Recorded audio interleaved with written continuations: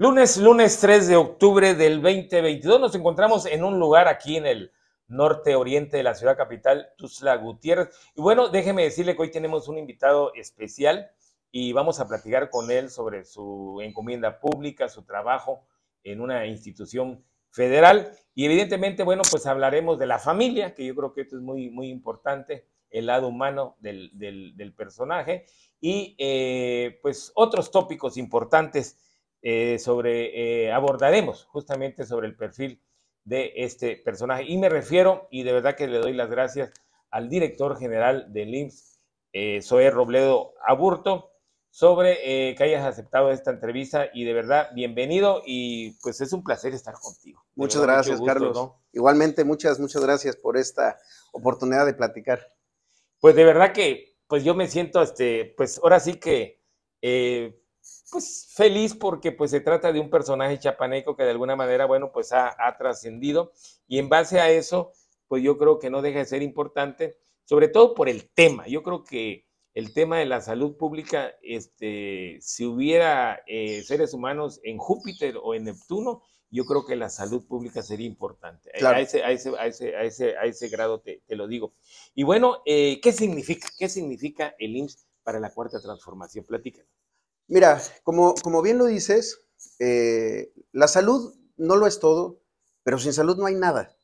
Una familia, una persona que enfrenta una situación de un padecimiento, de una enfermedad, trastoca la vida y no solamente de las familias, lo vimos en la pandemia, puede llegar a trastocar la vida social, económica, incluso hasta política. Entonces, cuando a mí el presidente López Obrador me invita a la dirección del Seguro Social, pues venía de una renuncia muy escandalosa Sí. del anterior director por sus causas, y al momento de revisar, yo me di cuenta que el IMSS tenía que tener una participación dentro de la cuarta transformación, no solamente activa, sino vinculada con todas las otras instituciones. El IMSS tiene que ver con todos. Tiene que ver con salud, tiene que ver con empleo, tiene que ver con economía, tiene que ver con pensiones, tiene que ver con cultura, tiene que ver con ejercicio. Es una organización que por sus dimensiones puede determinar el estado de gobernabilidad del país incluso.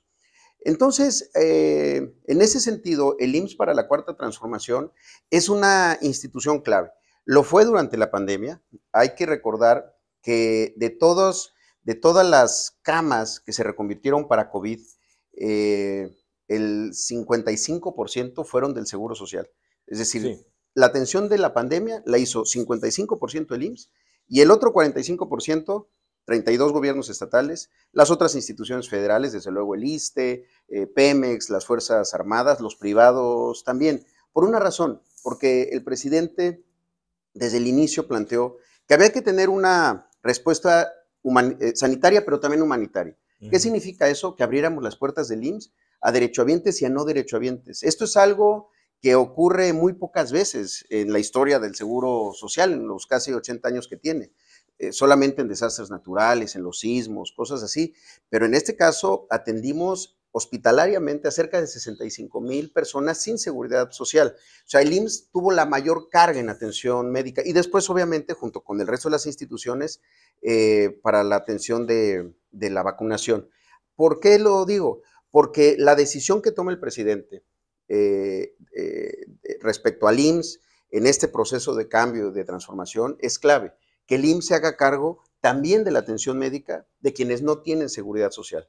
Y tenemos un antecedente importantísimo que es el IMSS Coplamar, ahora IMSS Bienestar. Aquí en Chiapas lo conocemos muy bien, que es este esfuerzo que desde 1979 el Seguro Social tiene para la atención de no derechohabientes, pero que se fue quedando limitado.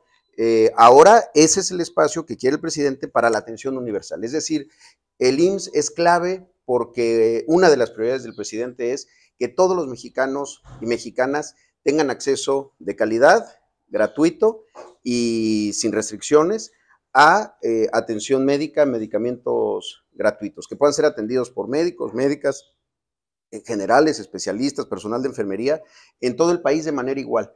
Es la centralización de la atención médica que durante 40 años casi, pues se les otorgó a los estados con diferentes resultados, algunos muy famosos lamentablemente, porque pues se convirtieron en cajas de corrupción y se convirtieron también en terribles historias de quimioterapias con agua y todo esto. Entonces, es fundamental el IMSS en la cuarta transformación. Lo fue para la pandemia, pero lo es ahora para esta nueva etapa que viene hacia la universalidad de los servicios de salud. Muy bien, muy bien. Estaba yo observando así de reojo este cuadro De que me llama la atención. ¿De quién es, perdón? Es de Robertoni Gómez. De aquí de Chiapas, ¿no? Sí, El artista plástico. Plástico, está en el Museo del Café, está en la entrada de Villaflores, ahí está el hombre del maíz. ¿Cuál es el puro barro. Pues aquí son de las diferentes expresiones chiapanecas, ¿no? El parachico, aquí el calalá, tiene varios. Arlequín, bueno, este es el parachico. Es un parachico, sí. Un gatito por allá. Pues muy bueno, buena escenografía chiapaneca tenemos, ¿no? Fiesta. Sí, y escultores como, pero ya ando rompiendo, escultores como Robertoni, que maneja muy bien el barro. Muy bien. Bueno, yo creo que algo interesante con esto que me acabas tú de comentar, director general del IMSS, Zoé Robledo, es justamente el fenómeno de la federalización de la salud en nuestro país. Y justamente el IMSS nuevamente es protagonista principal. Esto a mí me llama mucho la atención. Digo, con lo que acabas de decir y sumando a esto, porque yo quisiera que nos explicaras para que la gente de Chiapas y los que nos están siguiendo a través de las redes sociales supieran precisamente este fenómeno que no deja de ser importante. Claro, en nuestro país desde 1943 que se crean dos grandes instituciones, la Secretaría de Salubridad y Asistencia y el Instituto Mexicano del Seguro Social, se planteaba que la atención médica se iba a realizar, se iba a atender desde el IMSS para los trabajadores y sus familias, para las personas con seguridad social, y desde la Secretaría de Salubridad del Gobierno Federal para quienes no cuentan con seguridad social. Eso así fue durante muchos años. Luego se fueron sumando instituciones como el ISSSTE, los servicios de salud de Pemex, el ISFAM de las Fuerzas Armadas y demás para asegurados. Sin embargo, en 1983, con el argumento de la descentralización, el fortalecimiento del federalismo, yo creo que en aquellos años se pensaba que fortalecer a los estados era democratizarlos, ¿no? Se les entrega, sin tener mucha experiencia en ello, los gobiernos estatales, se les entrega la atención médica para la atención de no derechohabientes. Pero ya había el antecedente del Coplamar, que había nacido en el 79.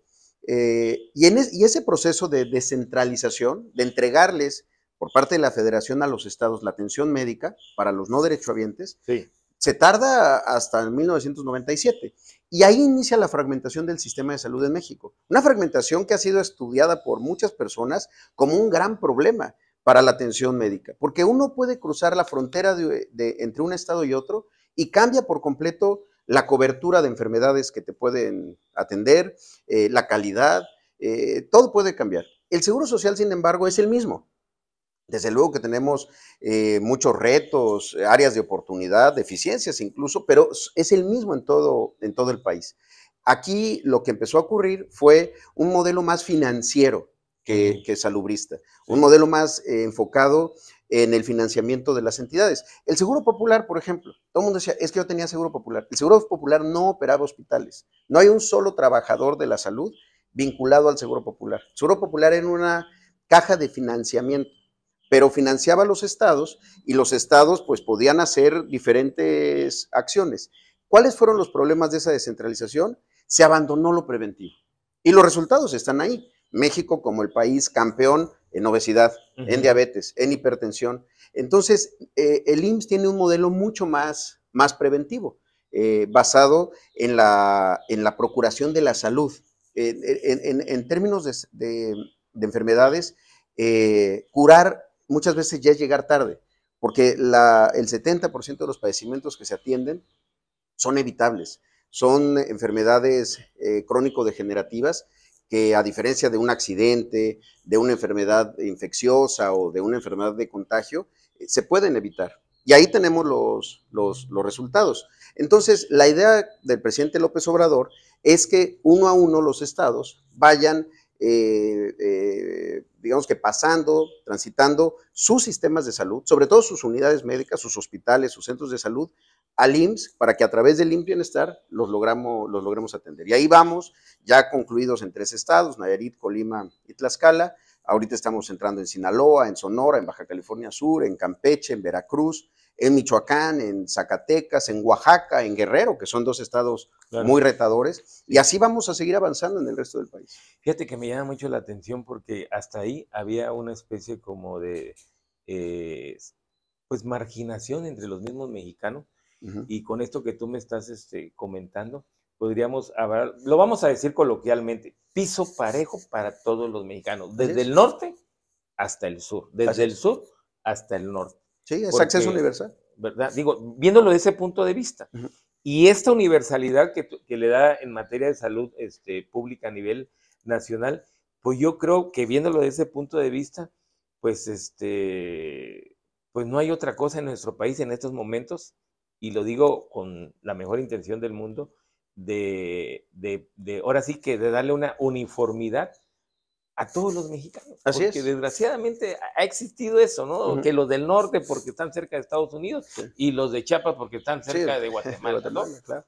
Esa es así es hacer efectivo lo que dice la Constitución. El artículo 4 de la Constitución habla de acceso universal a la salud. El problema es que pues era letra muerta. Entonces, lo primero que se tiene que hacer es uniformarlo y que sea la misma calidad, el mismo modelo de atención en todo México. Entonces, es un reto. El presidente lo ha dicho en varias ocasiones y tiene razón.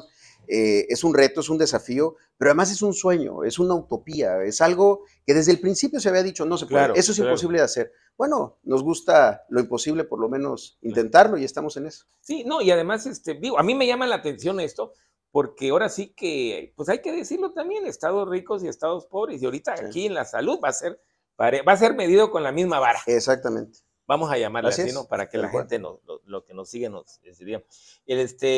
Bueno, y aquí que tú me hablas de esto que me llamó la atención de la cultura preventiva, que yo considero que eso nos ha fallado mucho, sobre todo en el tercermundismo. No vamos a hablar solamente de México, ¿no? Sino de Latinoamérica, porque no tenemos eso. Y yo creo que por ahí entra la enfermedad, y tú lo estás platicando precisamente, que esto le da un cambio total, porque sustituye, digamos, un sistema de salud a otro. Así es. ¿Verdad? Sí. Viéndolo desde ese punto de vista. Y fíjate lo que son las cosas.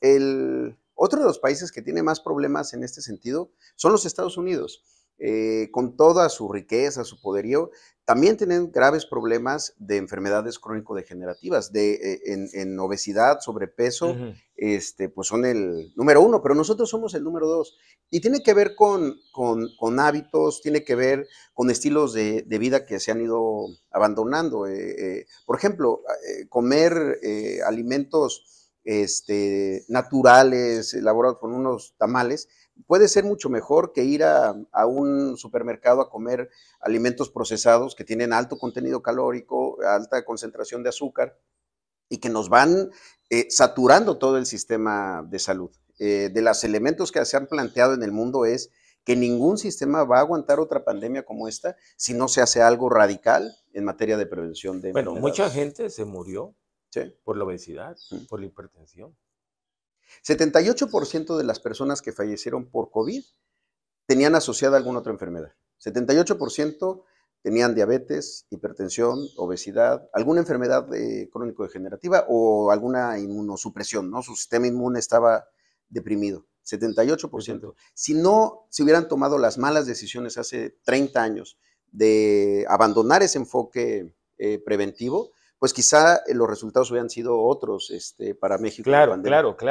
Claro, no, y además podemos terminar en los mejores hospitales, pero si no hay cultura de prevención, ¿de qué nos sirve? Sí, no, de nada, así es. Esa es la gran diferencia, ¿no? Sí. Y digo, esto no es fácil también, hay que decirlo, porque es un tema de concientización, meterle al mexicano, ¿no? Y sobre todo, y me acuerdo que lo dijiste. Es un reto tan grande como el reto de Vasconcelos a la hora de alfabetizar al país. Cuando después de la revolución Vasconcelos con las misiones culturales se lanza a lograr vencer la ignorancia, es un reto igual de grande. Educarnos a tener una alimentación balanceada, equilibrada, a lograr hacer algo de actividad física, a evitar el sedentarismo. O sea, es, como lo dices, es un cambio cultural que nos va a llevar tiempo, pero que ya estamos poniendo las primeras piedras para lograr.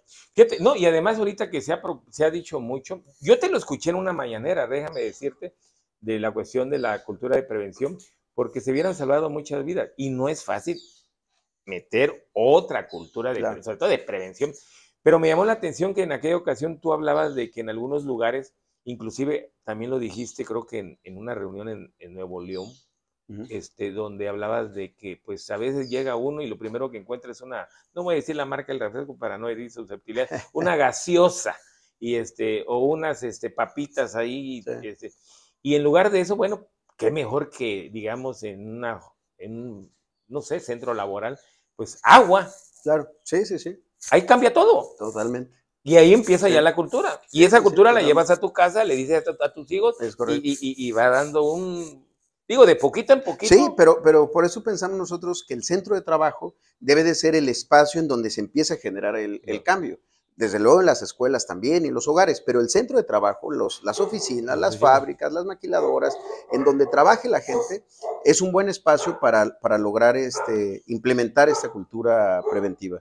Tener comedores saludables, por ejemplo, que las madres puedan tener lactarios en los lugares en donde trabajan para poder promover más la cultura de la lactancia materna exclusiva los primeros 6 meses. En fin, son temas también de derechos a los que debe de estar sujeta los patrones, los empleadores y desde luego a beneficio de los trabajadores. Claro. Director general del IMSS, Zoe Robledo, ¿cuál sería el porcentaje, digamos, de los chapanecos que estamos adscritos al IMSS? ¿Cuál sería ese panorama? Sí. Tú como Sí, chapaneco. mira, nosotros, el Seguro Social tiene estas dos grandes acepciones en el Estado. Por un lado, el IMSS Bienestar y por el otro lado, el régimen ordinario. El IMSS Bienestar en Chiapas es muy grande, tiene 10 hospitales, 575 unidades médicas rurales y el ordinario, pues los 4 grandes hospitales. Pero en términos de derechohabiencia en el régimen ordinario, atendemos más o menos al 30% de la población, es decir, a los trabajadores registrados, los beneficiarios, pensionados y jubilados.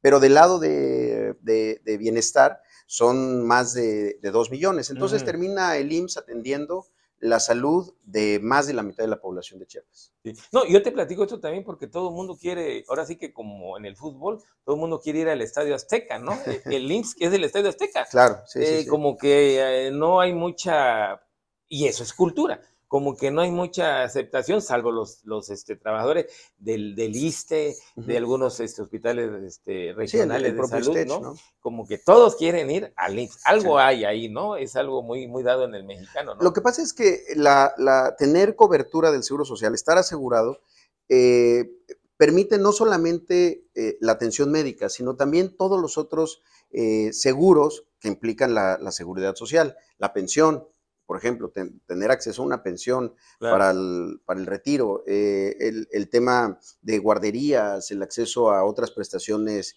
económicas y sociales, como las incapacidades, los propios centros de seguridad social, deportivos y demás.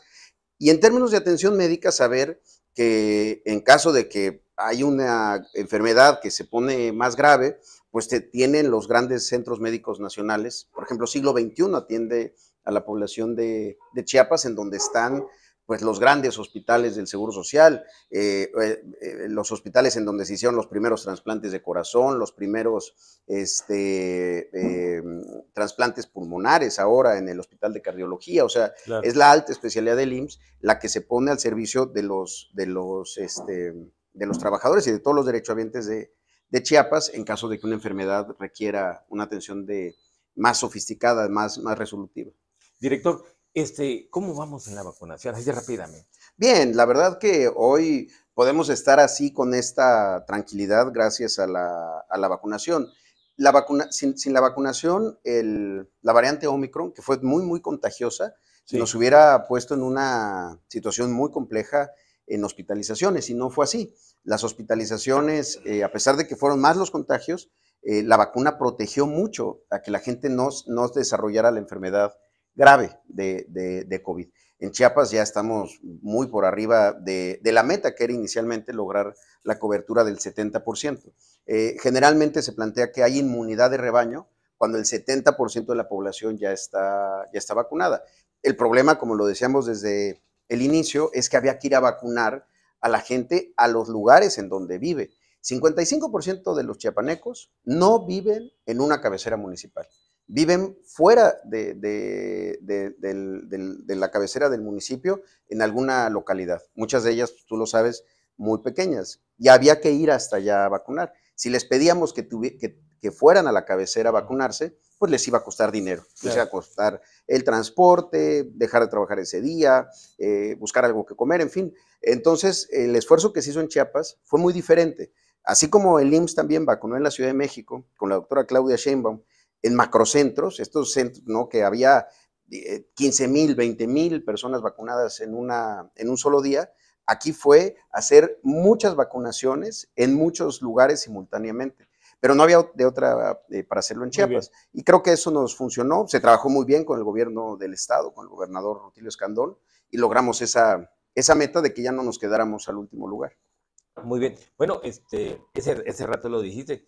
Déjeme decirle que aquí estamos rodeados de Chiapas, de una postal chiapaneca. Hay tamalitos. Hay tamalitos también aquí para empezar bien la mañana. Los famosos tamalitos de bola también, que son con crema y queso, ¿no? Sí, bueno, son una tentación siempre. Sí, siempre, totalmente. Y lo digo porque me imagino yo que los que nos están viendo, pues ya observaron ahí que hay tamalitos, hay libros también, y hay esta escenografía que a mí me llama mucho la atención de ese Robertoni, ¿no? Robertoni. Bueno, hace rato hablabas de esta cultura de prevención, y yo creo, mi querido director, que el deporte es una opción justamente para cuestiones de prevención. Yo creo que esto es un valor muy importante, axiológico, inclusive en la vida humana, que debemos digerir. Y tú corres, en redes sociales te he visto ahí que vas corriendo, manejas bicicleta, ahí le haces bicicleta. Y algo que me ha llamado la atención, y desde ayer lo estaba yo pensando, era pues que juegas béisbol. Sí. Juegas béisbol y a ver, platícame de esto. Fíjate que la verdad es que una cosa curiosa, porque si bien hay grandes peloteros chiapanecos y hay buena cultura de béisbol, sobre todo allá en el norte del estado y en la costa también, en Tonalá, en Arriaga, ¿Cómo no? hay buena cultura del béisbol. El fútbol de repente era como muy masificador, ¿no? Todo era fútbol. Sin embargo, cuando yo estaba en secundaria, aquí en el colegio Diego Rivera, con un grupo de amigos, en primero de secundaria, nos pusimos a organizar un equipo de béisbol y nos fuimos allá a Cañahueca. En Cañahueca el campo es de softball, porque es un poquito más corto, y ahí nos inscribimos en la liga infantil de softball de Cañahueca. Ah, mira. Los Apaches. Y después ahí jugábamos contra la López. La López tenía dos grandes equipos, los Cachorros y los Conejos. ¿Estamos hablando de qué año? Pues eso habrá sido en el 89, sí, como 89, ¿Y ya estaba 90. en los jóvenes, en los niños, el béisbol aquí en Chiapas? Empezaba, no era muy popular. La verdad que éramos los únicos que jugamos béisbol. Los de la López, por ejemplo, te digo, jugaban buen béisbol. Softball era, pero pues es más o menos el mismo deporte. Había otro equipo, los Rurales, que era de gente que se organizaba ahí en Cañahueca, pero no era así como tan común, pues, ¿no? Que un grupo de chavos, no sé, de 10, 11 años anduvieran en el béis. Y nos seguimos. Después ya nos pasamos a jugar béisbol, ya no en Cañahueca, ahí en el Panchón Contreras. Y ya luego lo continuamos en la preparatoria. Y fue algo que seguimos haciendo. Y ahora, bueno, ahora ya hace varios años, que ahora sí, como en 2014. ¿Juegas actualmente 15, en un equipo aquí? Todavía juego con los mismos, es el mismo equipo. El mismo sigue todavía. Los Apaches. Y ahora ya los Apaches tienen varios equipos, tienen un equipo femenil, un equipo de niños, nosotros que jugamos en una liga que es, digamos, variadita, porque hay desde veteranos, jugamos con los petroleros, por ejemplo, que son muy buenos, y sí, cada que estoy por acá, intento jugar. Y en México también hemos estado organizando ahí partidos, con un equipo que tenemos en el Seguro Social, que fue con el que nos dieron una buena tunda ahí con el presidente López Obrador, con su equipo, los amigos. ¿Quién ganó? Ahí. Nos ganaron, pero dimos la batalla. Como decía él, nos reforzamos ahí con un par de cachirules. El Vini Castilla, por cierto, uno de ellos. ¿Tú bateas? ¿Qué? ¿Primera base, segunda base? No, juego segunda base. Segunda base. Soy sexto bat. A ver, ¿qué día? Yo recuerdo, mi papá jugó béisbol, el tirabuzón. Ah, yo bueno, escuchaba sí, mucho, sí, ¿no? sí. Agarrar la bola con una fuerza, primero esconder la mano, que Sí, es clave sí. porque lo aprendí. Tirar el tirabuzón y en el momento en que batea el personaje, la bola baja. Sí, hace la. Fíjate, una vez tenía una bola ahí que lo vi. Que además era el tiro emblemático de Valenzuela. Emblemático, sin hit ni carrera, imagínate esos. No, bueno, esos juegos eran. Es que además el béisbol, la verdad, se ve mucho en el picheo.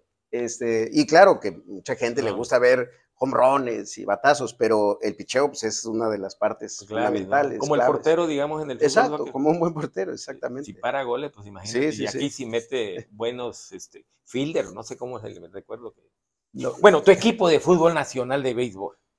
De béisbol nacional.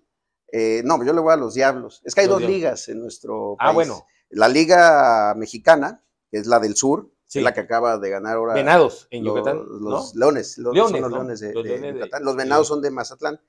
Pero ellos juegan en la Liga del Pacífico, que es la que está empezando ahora. La Liga de Invierno, le dicen. O sea, son dos ligas. Sí. Una que juega, digamos, el resto del año, y la que ahorita está empezando y que va a jugar durante los próximos meses.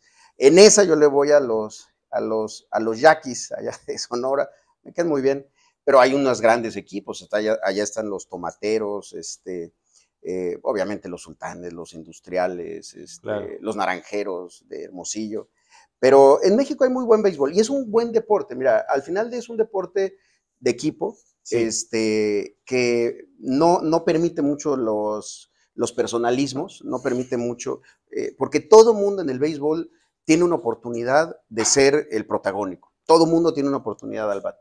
Y desde luego tienen que trabajar todos alrededor de cuando estás en la defensiva, pues con el pitcher. Entonces es un deporte distinto, de mucha estrategia, de mucha habilidad física, sin duda, pero sobre todo de inteligencia. Entonces, claro, yo lo disfruto, sí, muchísimo. Para robarse una carrera, por ejemplo. Sí, pues robarse una base es una base. Exacto. Y además en donde uno tiene que ir calculando riesgos. Entonces, sabe que un error, por eso los errores, fatal, es de los pocos deportes que cuentan las entradas, los hits y los errores. Son de las tres métricas que lleva un puntaje, ¿no? Lleva un puntaje. ¿Cuántos errores cometió el equipo? Pues entonces, es el rey de los deportes. Por eso es el rey de los deportes. Y la verdad que yo creo que cada vez hay una mejor afición. Ahora que fue la final de Sultanes de Monterrey con los Leones de Yucatán, los estadios estaban llenísimos. Y eso pues sí da mucho gusto. Muy bien. Bueno, también tengo entendido, Zoe Robledo, tengo entendido que eres dibujante, y eso a mí me llama mucho la atención, inclusive se vio por ahí en una vez que con tus hijos, eso sí, a mí me llamó la atención. Tengo entendido también que tuviste en alguna ocasión un reconocimiento, un premio en el periódico La Jornada, que también muchos chapanecos lo sabemos, y fue precisamente por una caricatura, si no me equivoco. Y yo quisiera que me platicaras de esto, de tu... Mira, a mí siempre me había gustado desde niño dibujar, pintar. No lo hago de manera profesional, ni mucho menos. Me gusta mucho el arte. El arte chapaneco es así mi debilidad. Sí. Y ahora lo que hago es que con mis hijos tenemos un pequeño pizarrón ahí en la casa, en la pared, más bien es una pared con pintura de pizarrón. Ajá. Y ahí hacemos unos dibujos los domingos de temas alusivos a la fecha, de cultura y demás. Y esa caricatura fue en un día de la libertad de expresión, y ponían el rostro de un personaje, y la invitación del caricaturista era que uno completara la caricatura, y ya la mandabas por fax, porque pues, en aquel momento no había internet. Entonces la mandaban por fax y las mejores las publicaron. Entonces me publicaron una que ahí tengo en la oficina de recuerdo. Mira. Y también pues tenemos grandes caricaturistas aquí en Chiapas, Alfaro, que anda por acá, es uno de ellos. Y desde luego, una de mis causas es el arte, la plástica chiapaneca. Yo creo que nunca ha tenido un reconocimiento nacional como debería de ser. Siempre pensamos en Chiapas y en el resto del país siempre la primera identificación es los poetas, ¿no? Claro. Sabines, Laco, Rosario Castellanos, Noquis Cancino, sí, etcétera. Pero pocas veces se refieren a algún pintor. Si uno va a Oaxaca, es lo contrario, ¿no? Es lo contrario, ¿no? Claro. Inmediatamente está Mayo y Toledo, sí, y Sergio Hernández y Rodolfo Morales, etcétera. Pero aquí hay grandes, primero una escuela de gráfica, grabadores chiapanecos, Franco Lázaro, Máximo Prado, Jiménez Pozo, el maestro Héctor Ventura, que son de los mejores grabados que hay, porque incluso fueron los primeros que fueron a hacer los bocetos de Bonampak, sí, cuando se descubrió allá. Entonces, la verdad que el arte, la cultura chiapaneca es uno de nuestros grandes motores, baluartes que tenemos que llevar al resto del mundo. Muy bien. Bueno, tiene actividad académica, hace conferencias de prensa, diserta conferencias de prensa, hace libros. Tu señor padre, sí, Eduardo Robledo Rincón. Sembremos para siempre, nunca lo voy a olvidar. Platícame de tu papá. Bueno, mi padre pues tuvo una carrera política, pues, sin duda destacada, pero él en el año 2000, con la alternancia partidista, tomó una decisión política y una decisión de vida, que fue retirarse de la política activa. Él interpretó que en ese momento venía un cambio de régimen. Quizá no llegó ese cambio de régimen con Fox, pero él decidió retirarse y se dedica desde entonces a actividades más de carácter académico. Ahora está dando clases en la UNAM, en un diplomado en una escuela de gobierno. Ya lleva tiempo dando clases ahí en la Universidad Nacional Autónoma de México. Él es egresado de la UNAM. Da clases en otras universidades en América Latina. Ahora ha hecho varias publicaciones y a eso está él dedicado, ¿no? Es otra forma de hacer política.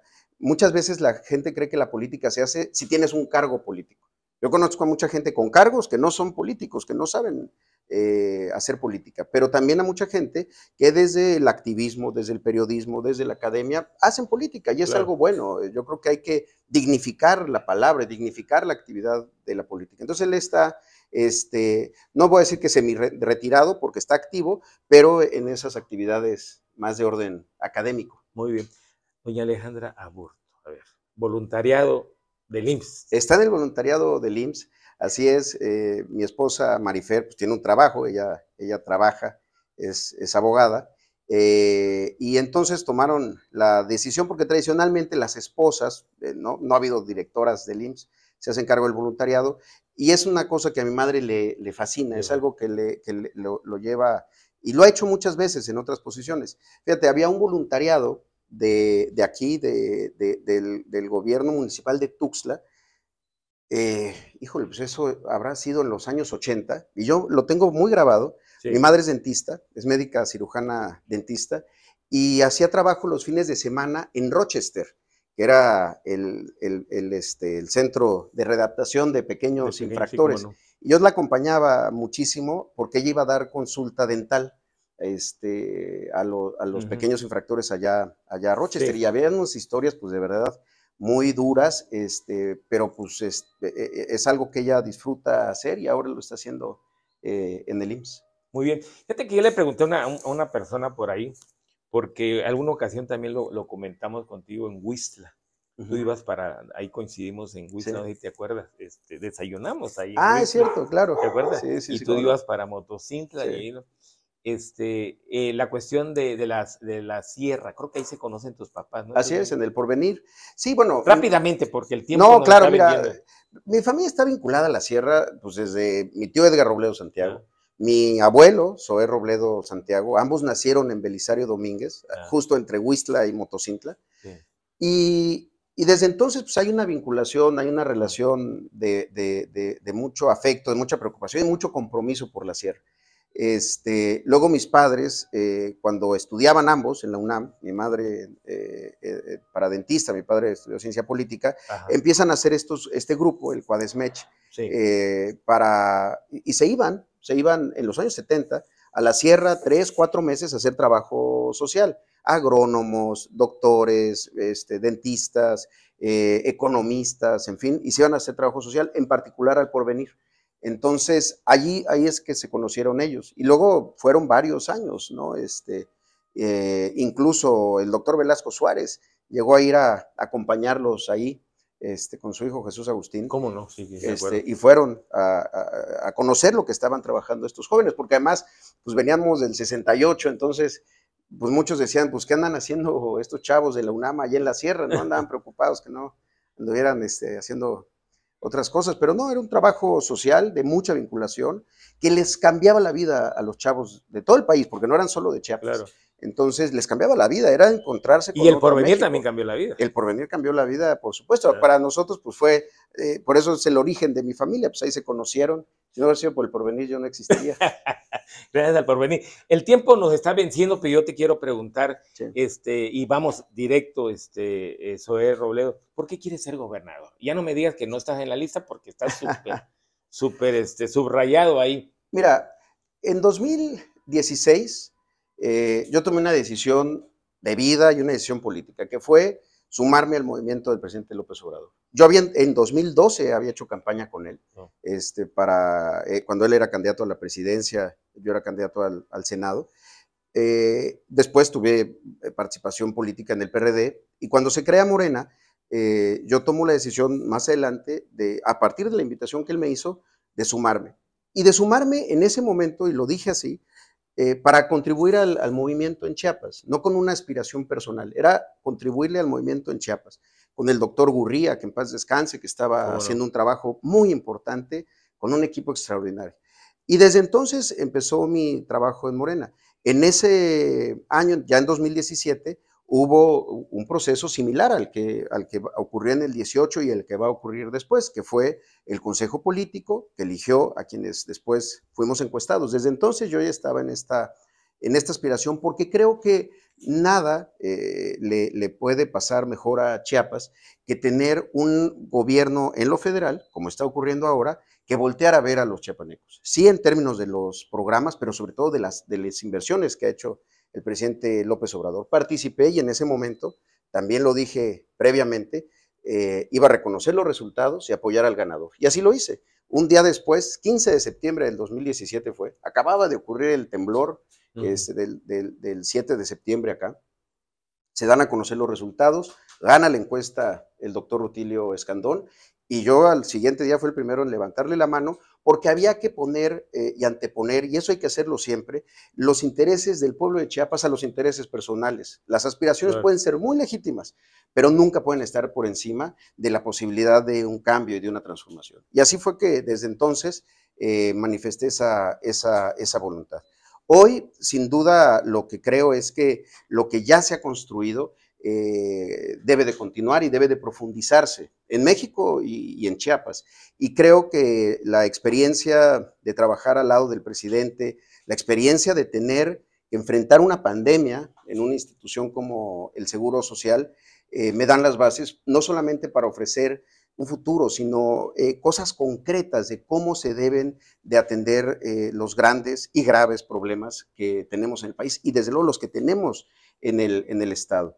Creo que nada sería más triste en nuestra historia que después de empezar a tener ya un piso más parejo en términos del ingreso a la población, de que tenemos grandes proyectos de infraestructura rodeando nuestro estado, como el Tren Maya, el corredor transísmico, la propia refinería de Dos Bocas, tengamos un parón, o peor aún, tengamos un retroceso a historias que ya hemos vivido. Entonces, quiero ser gobernador para que continúe la cuarta transformación en Chiapas. Muy bien, rápidamente, bueno, y te lo tengo también que preguntar, ¿a qué obedeció tu visita este fin de semana? Bueno, a que tenemos mucho trabajo, y por eso trabajamos todos los días, incluidos los fines de semana, porque también eso es bien importante.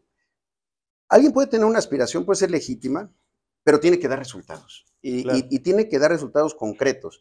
Yo he sido senador, he sido diputado y la vida legislativa es fundamental, pero es otra la dinámica, es otro el ritmo, son otros los tiempos. Sí. Entonces, hoy que tengo un encargo tan importante del presidente, no solamente de dirigir al IMSS, sino de crecer, mejorar la calidad de la atención del seguro social, abatir los tiempos de espera que son ocasionados por tantos años de falta de infraestructura. Y hoy a esta tarea se suma una más, que es la federalización del sistema de salud.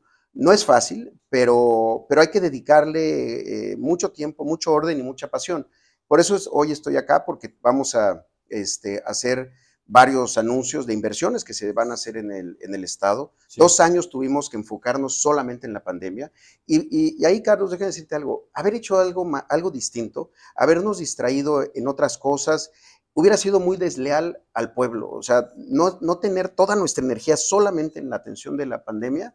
Yo hoy no solamente me lo estaría reclamando a mí mismo, sino que seguramente la población lo reclamaría y seguramente mis hijos me lo reclamarían en el futuro. Entonces, hoy que ya la pandemia hemos logrado que se disminuya, hemos logrado este proceso de vacunación, hemos logrado pues que tengamos condiciones, es el momento de acelerar el paso para que mucho de lo que teníamos planeado antes de que iniciara la pandemia no nos gane el tiempo y lo podamos hacer.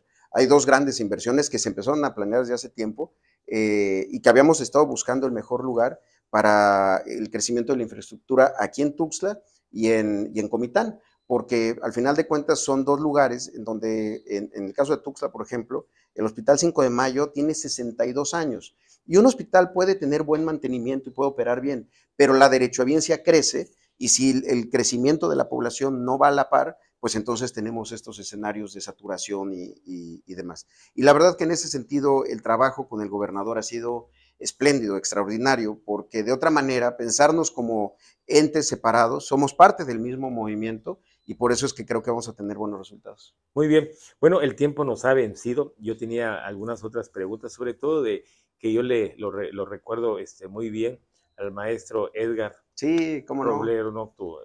Me acuerdo de aquel libro, La Agenda Cívico del Educador Chapaneco. La Agenda Cívica. Sí, era un libro extraordinario. Yo promoví una reedición y hay que promover muchas más, porque era una forma en la que los profesores podían conocer qué se celebraba ese día en el mundo y en el país y reflexionar sobre eso con los niños, con las niñas en las aulas. Entonces, sí, mira, mi tío Edgar es para mí uno de mis grandes maestros. Él vivió hasta los 91 años, falleció en 2008, pero esos últimos años yo estoy muy cerca de él, iba 2 veces a la semana a su departamento, un departamento muy modesto, en donde él vivía con su biblioteca, a platicar, a hablar de su experiencia, de diferentes periodos de su vida. Fuimos varias veces a la sierra juntos y para mí fue un maestro casi igual que la universidad, porque entender que una institución tan grande como es la escuela rural, los maestros rurales, habían sido claves en el desarrollo del país. Sin los maestros rurales, otras hubieran sido las autoridades morales en los pueblos. Y no, el profe era lo mismo maestro que juez, que inyectaban, resolvían conflictos. Era una figura de mucha autoridad. Y eso creo que él logró hasta el último de sus días, ser una figura de muchísima autoridad moral. Y eso son de las cosas que uno creó tiene que cuidar. Creó el ISTEI, ¿no? Él creó bueno, él con le Alep tocó, también creo. Exacto, él fue director del ISSSTE en los años a nivel 70, federal. Y ahora es federal. El sobrino nieto director del IMSS, imagínate. Sí, fíjate, la coincidencia. La coincidencia, exacto. Sí, pues sí.